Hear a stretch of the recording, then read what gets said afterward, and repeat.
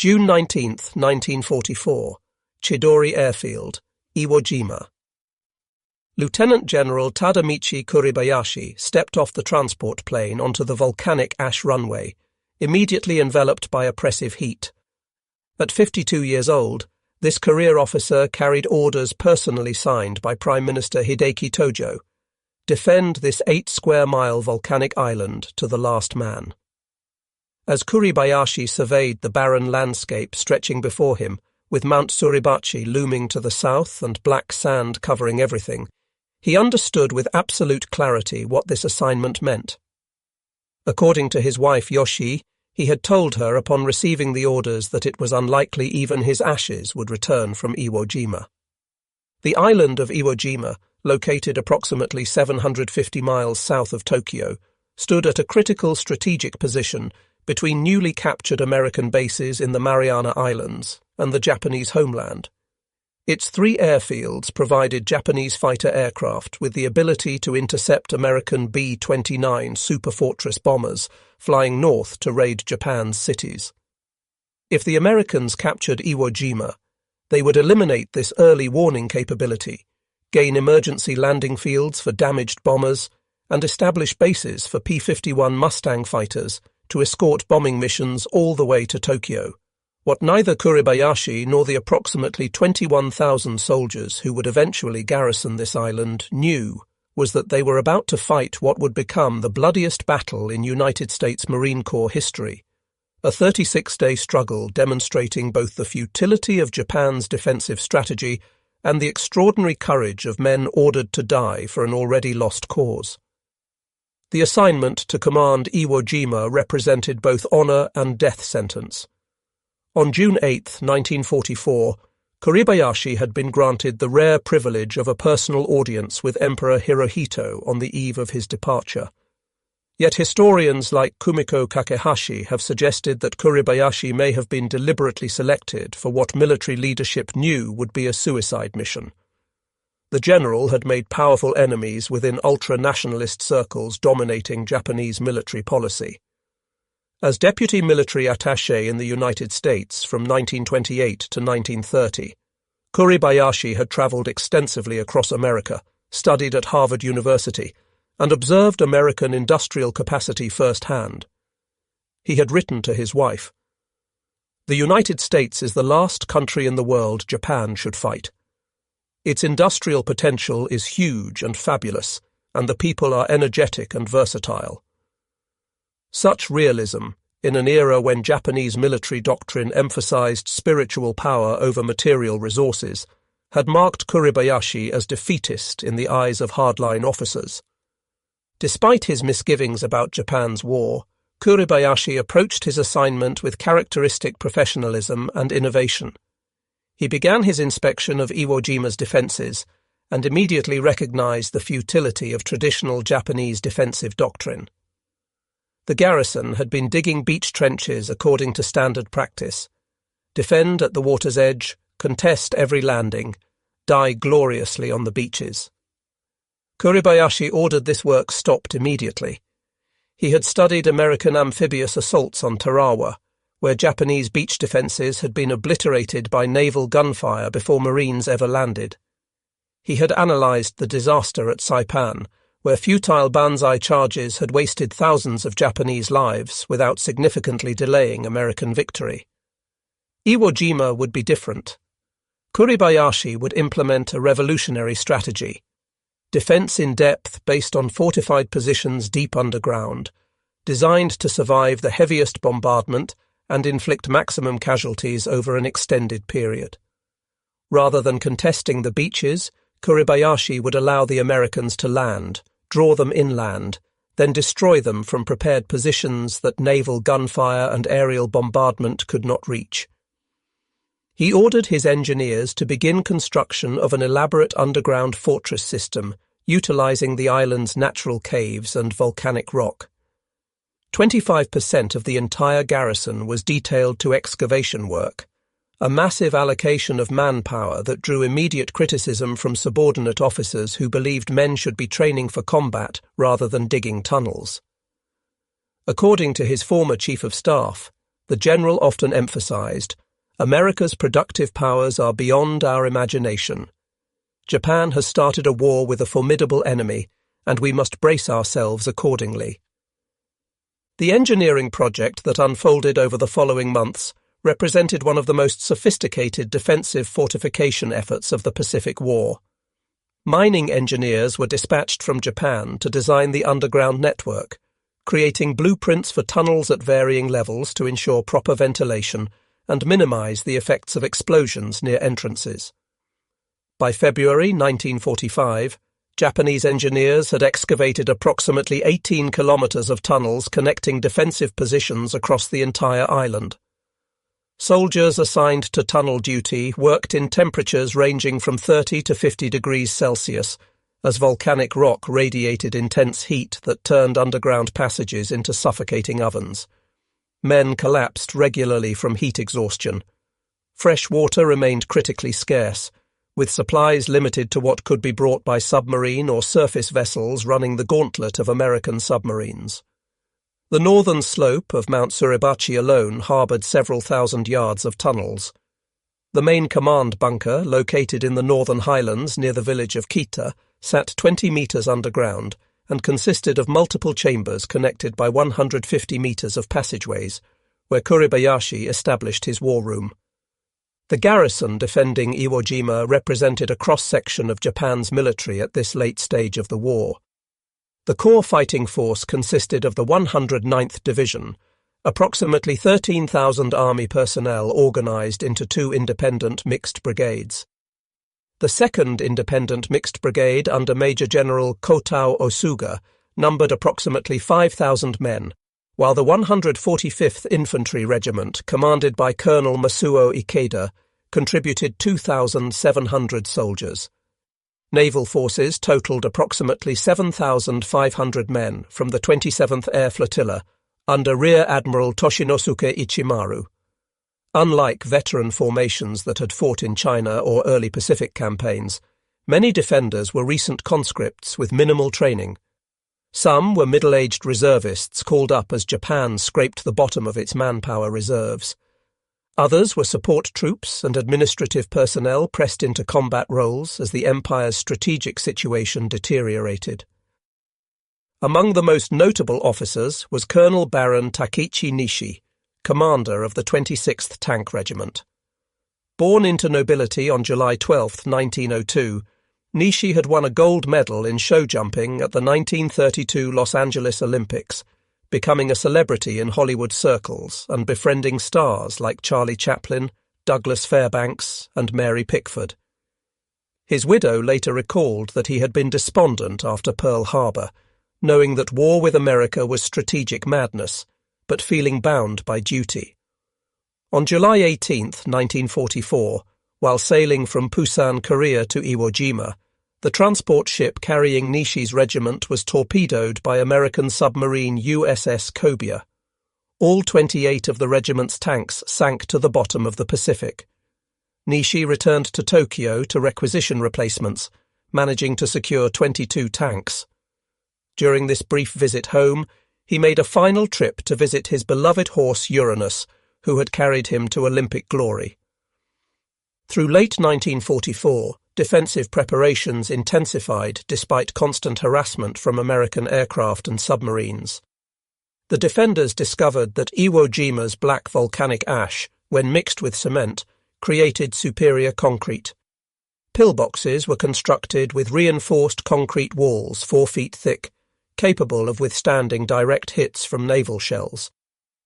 The Japanese installed approximately 300 anti-aircraft guns, 33 naval guns ranging from 4.7 to 6 inches, 438 artillery pieces, 69 anti-tank guns, and Nishi's 22 tanks, which were dug into fixed positions and buried up to their turrets to serve as fortified artillery emplacements. Gasoline-powered generators allowed radios and lighting to operate underground. Hundreds of hidden artillery and mortar positions were placed across the island. The Japanese defensive preparations transformed every part of Iwo Jima into a potential killing zone, subject to defensive fire from multiple concealed positions. Kuribayashi's defensive philosophy broke fundamentally with Japanese military tradition. He explicitly forbade banzai charges. Such mass frontal assaults had characterized Japanese defensive tactics throughout the Pacific War, with soldiers launching suicidal attacks that fulfilled cultural expectations of honorable death, but accomplished nothing militarily. Kuribayashi argued that charging into American guns was suicide without purpose. Instead, every Japanese soldier on Iwo Jima received orders to kill at least 10 Americans before dying. The goal was not victory, which was impossible, but maximum attrition. This strategy created deep divisions within the officer corps. Vice Admiral Sadaichi Matsunaga openly clashed with Kuribayashi over defensive plans, wanting to establish strong positions along beaches and contest the American landing directly. Kuribayashi relieved Matsunaga of command, replacing him with Rear Admiral Ichimaru, who proved more willing to coordinate with army defensive plans. By December 1944, Kuribayashi established February 11, 1945, as target date for completion of defensive preparations. Despite harassment from American submarines and aircraft, additional personnel continued arriving through January. The final garrison totaled between 21,000 and 23,000 men.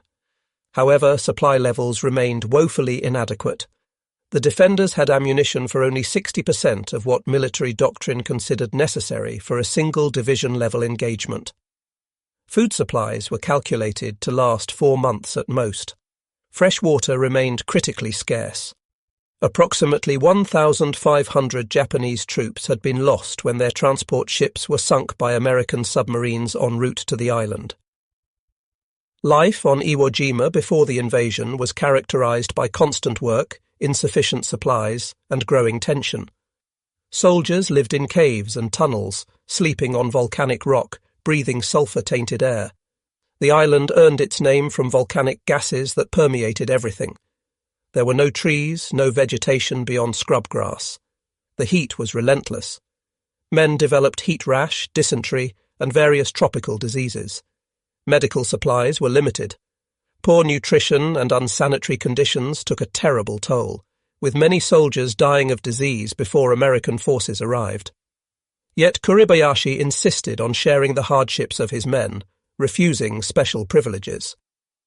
According to former subordinates, General Kuribayashi regularly visited wounded enlisted men in the hospital, behavior virtually unheard of for an officer of the General Staff. When water rations were reduced, Kuribayashi accepted the same limited allocation as the lowest-ranking private. Kuribayashi's letters home during this period revealed a thoughtful man who loved his family, worried about their future, and accepted his own death as necessary sacrifice. To his wife Yoshi, he wrote in November 1944, "You must not expect my survival. The enemy may land on this island soon. Once they do, we must follow the fate of those on Attu and Saipan. Our officers and men know about death very well. I am sorry to end my life here, fighting the United States of America, but I want to defend this island as long as possible and to delay the enemy air raids on Tokyo. Watch out for your health and live long. The future of our children will not be easy either. Please take care of them after my death."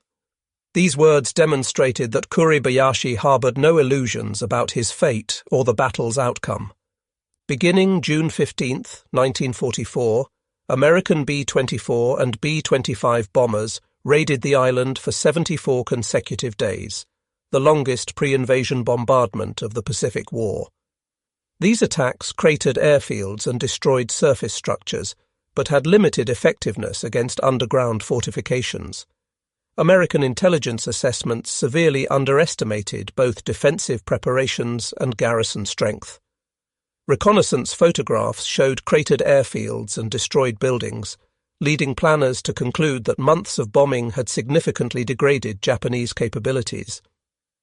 Intelligence estimates suggested the garrison numbered perhaps 13,000 to 15,000 troops, well below actual strength. More critically, aerial photographs could not penetrate underground to reveal the extensive tunnel network. February 16th, 1945, marked the beginning of the final assault phase. The pre-invasion naval bombardment began with battleships, cruisers, and destroyers, unleashing devastating firepower. Major General Harry Schmidt of the Marine Corps had requested 10 days of heavy bombardment, but received only 3 days, impaired by weather conditions. The Japanese defenders took shelter in their tunnels, waiting out the storm of steel. On February 17th, 12 LCI gunboats moved close to shore to support underwater demolition teams. The Japanese emerged from positions and opened fire with everything available. The gunboats were devastated, with LCI 449 sunk and several others severely damaged, suffering 170 casualties total.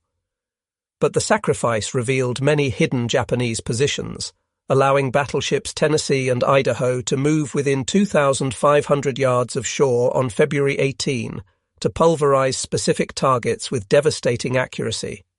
Inside the tunnels, the experience of bombardment tested defenders' endurance and sanity. The mountain itself seemed to shake with each impact.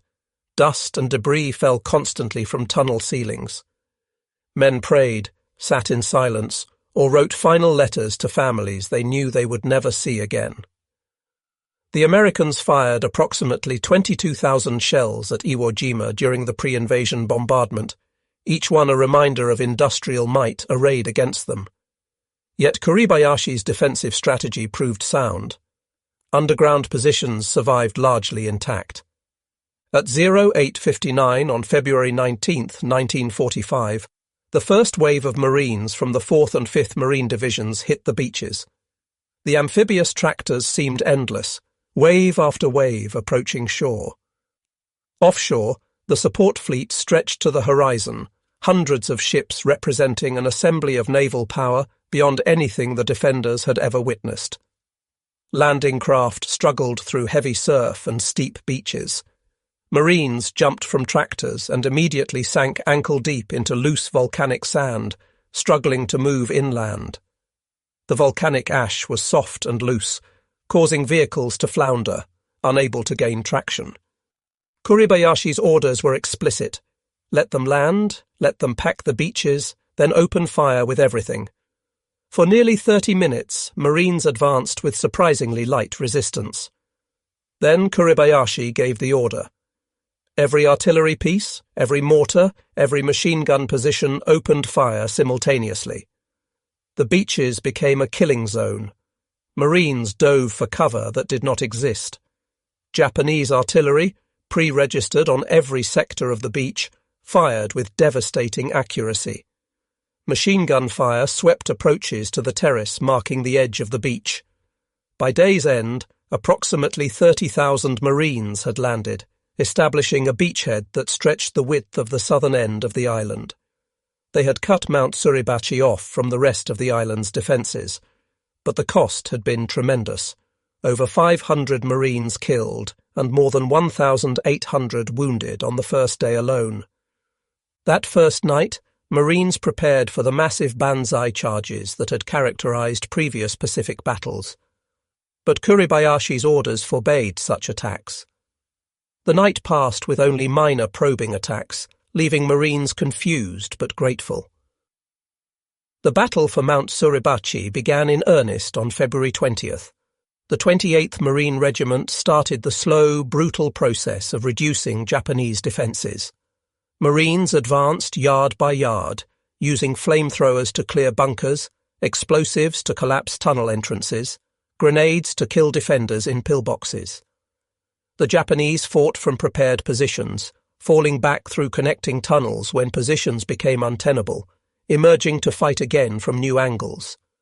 Colonel Kanehiko Atsuchi, commanding the Mount Suribachi garrison of approximately 1,800 men, conducted the defence with skill and determination.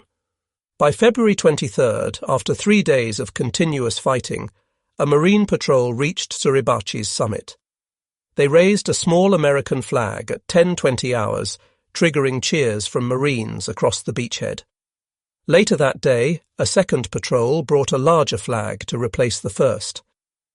Associated Press photographer Joe Rosenthal captured this second flag raising in what would become one of the most iconic images of World War II. But for Japanese defenders remaining in tunnels beneath the mountain, the flag meant battle would continue underground. Isolated groups of soldiers would continue fighting in the Suribachi tunnel complex for weeks after the mountain's surface had been declared secured. The main Japanese defensive positions lay in the northern part of the island, where Kuribayashi had concentrated his strength in terrain favouring the defender. The northern highlands consisted of broken ground, ravines, rocky ridges, and countless caves transformed into an engineered killing zone with mutually supporting defensive positions. The Marines gave the northern strongpoints names reflecting the horror of fighting there: the Meat Grinder, Turkey Knob, Hill 382, Amphitheatre, Bloody Gorge. Each represented a complex of fortified positions that had to be reduced through direct assault. The 3rd, 4th and 5th Marine Divisions attacked these positions simultaneously, advancing slowly against fanatical resistance. The fighting in northern Iwo Jima introduced American forces to the full horror of Kuribayashi's defensive system. Japanese positions that appeared destroyed would come alive with renewed fire hours later, as defenders emerged from tunnels to reoccupy bunkers. Marines developed specialized tactics for tunnel warfare, using flamethrowers to clear connected chambers and explosives to collapse tunnel sections. Flamethrower teams became essential despite suffering casualty rates approaching 92%. Marine tank battalions found their M4A 3R3 flame tanks in constant demand.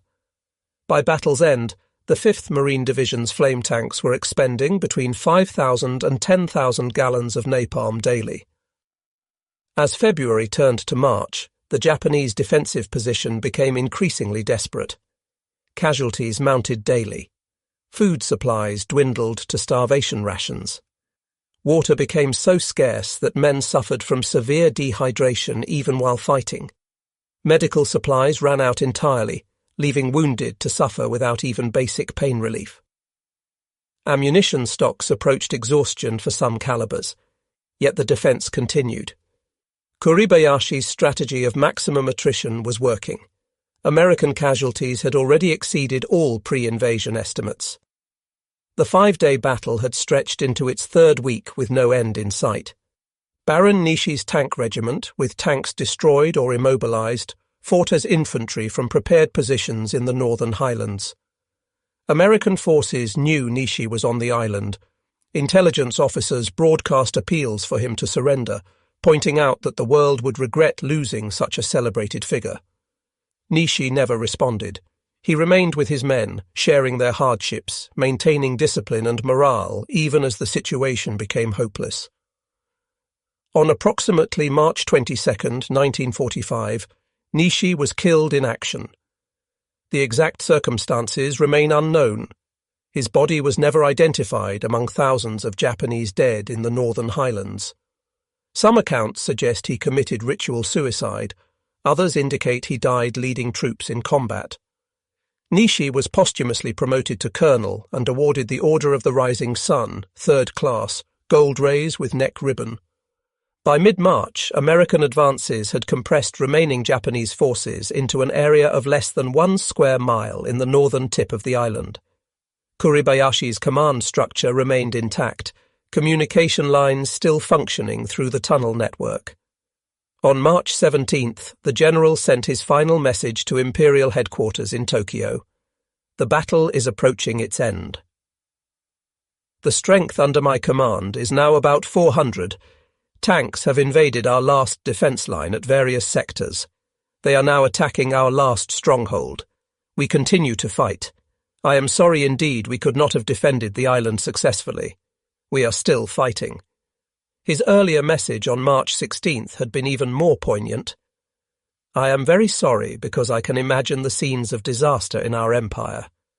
However, I comfort myself a little, seeing my officers and men die without regret after struggling in this inch-by-inch battle against an overwhelming enemy with many tanks and being exposed to indescribable bombardments.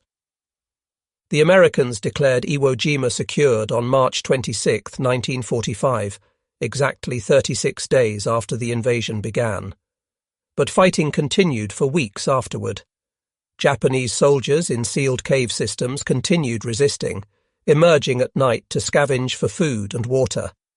Americans systematically sealed tunnel entrances with explosives, pumped seawater into cave systems, used grenades and flamethrowers to clear underground positions. The last organized resistance ended with Kuribayashi's death, believed to have occurred on March 26 when he led a final attack against American positions. On March 25, 1945, 300 of Kuribayashi's men mounted a final banzai attack against the order that had defined the general's entire defensive strategy. Kuribayashi's body was never found or identified. Rear Admiral Ichimaru also died during this final period. The casualty figures shocked both nations. American forces suffered 26,038 total casualties, including approximately 6,821 deaths. Marine casualties totaled 5,931 killed in action, died of wounds, or missing in action and presumed dead, more than twice as many Marines as had been killed in all of World War I. An additional 209 deaths occurred among Navy corpsmen and surgeons assigned to the Marines. Approximately 19,217 Marines were wounded. This represented the only major Pacific battle where American casualties exceeded Japanese casualties, though Japanese combat deaths were 3 times American deaths. For Japan, the cost was even more catastrophic. Of approximately 21,000 defenders, only 1,083 survived the battle.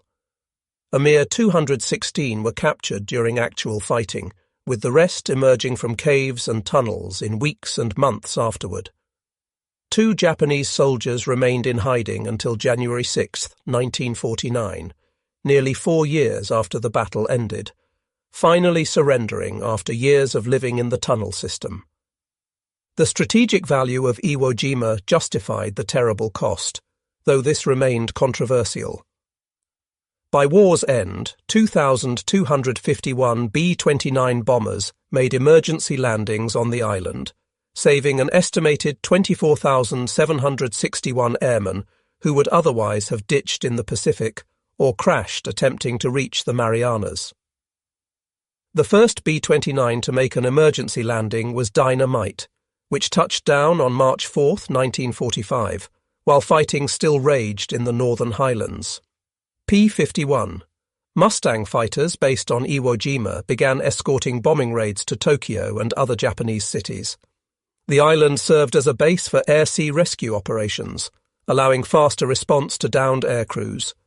The Battle of Iwo Jima produced 27 Medals of Honor, more than any other single battle in Marine Corps history, with 13 awarded posthumously. Fleet Admiral Chester Nimitz, commenting on the battle, said, "Among the Americans who served on Iwo Island, uncommon valor was a common virtue." The battle demonstrated that Japanese forces could inflict terrible casualties even when facing overwhelming American superiority. Kuribayashi's tactics showed that determined defenders in prepared positions could extract a horrific price from attackers. Military planners projected that invasion of the Japanese home islands would produce hundreds of thousands of American casualties if the Japanese employed similar defensive tactics on a larger scale.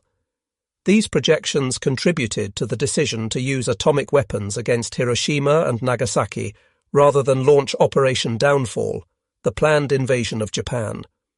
For Japanese families of men who died on Iwo Jima, the battle's aftermath brought only grief without closure.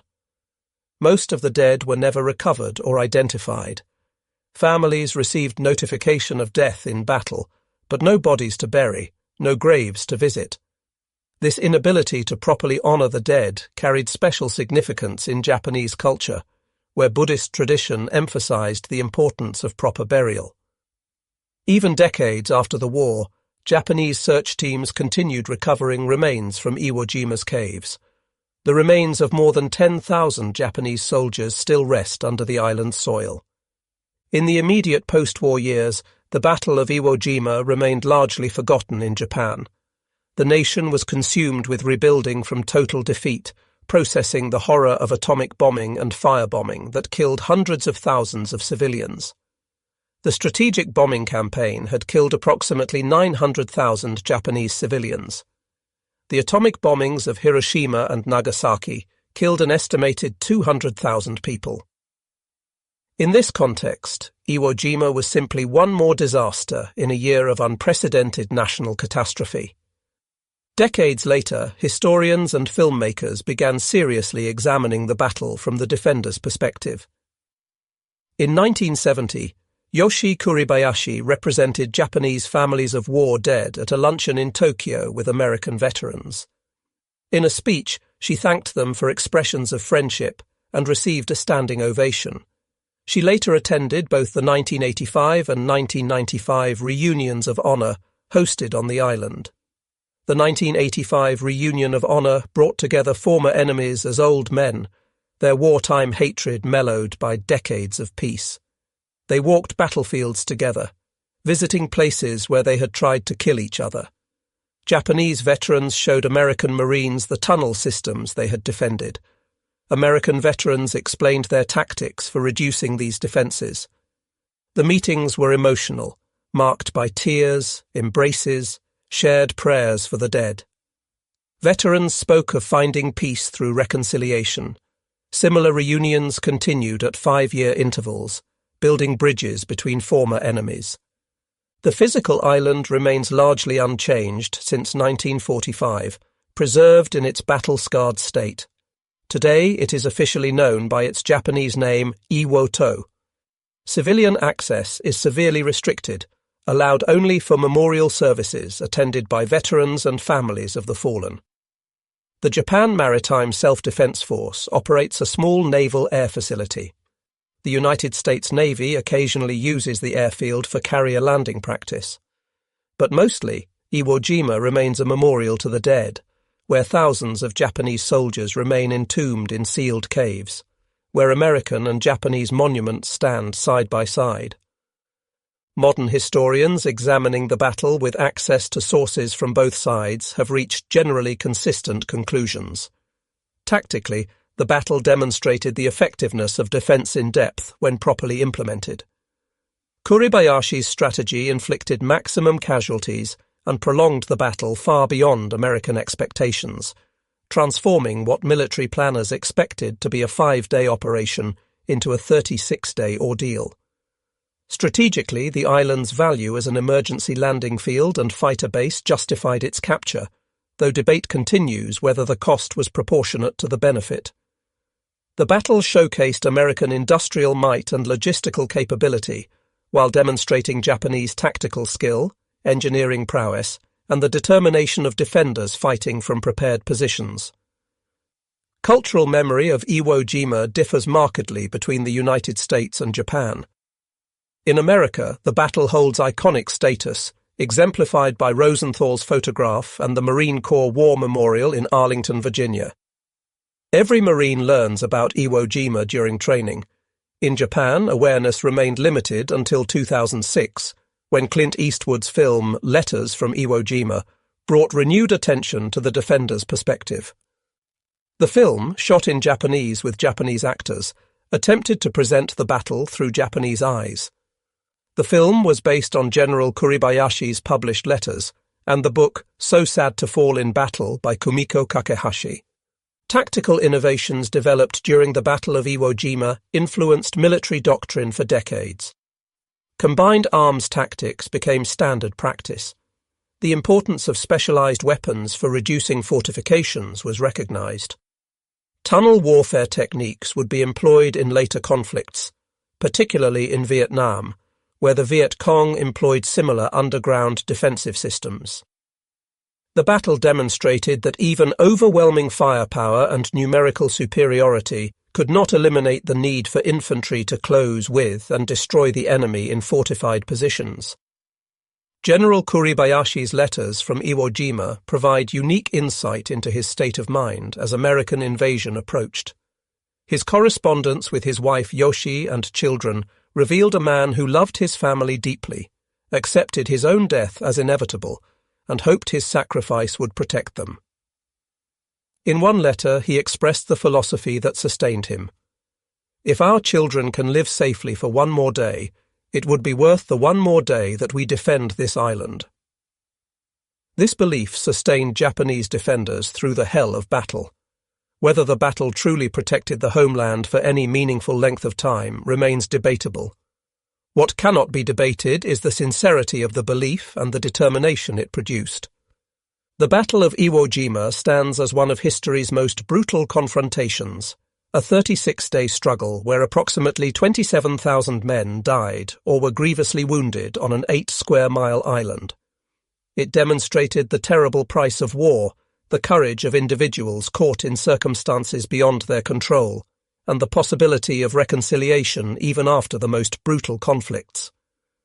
General Kuribayashi, Baron Nishi, Rear Admiral Ichimaru, and thousands of Japanese soldiers whose names history never recorded fought with extraordinary courage for a cause already lost, following orders they could not refuse, dying for a homeland that would ultimately be saved not by their sacrifice, but by Japan's unconditional surrender 4 months later. The island itself stands as a monument to all who fought there, its volcanic rock forever associated with one of World War II's bloodiest battles. The tunnels that once sheltered desperate defenders now shelter only memories and the remains of those who never left. The beaches where Marines struggled through volcanic sand are quiet now, disturbed only by occasional veterans or researchers visiting to pay respects. Lieutenant General Tadamichi Kuribayashi died as he had lived, with honour, courage, and unwavering commitment to duty. His body was never found, but his legacy endures in the letters he wrote to his family, in the respect accorded him by American Marines who fought against his defensive genius, and in the example he set of a commander who shared every hardship with his men.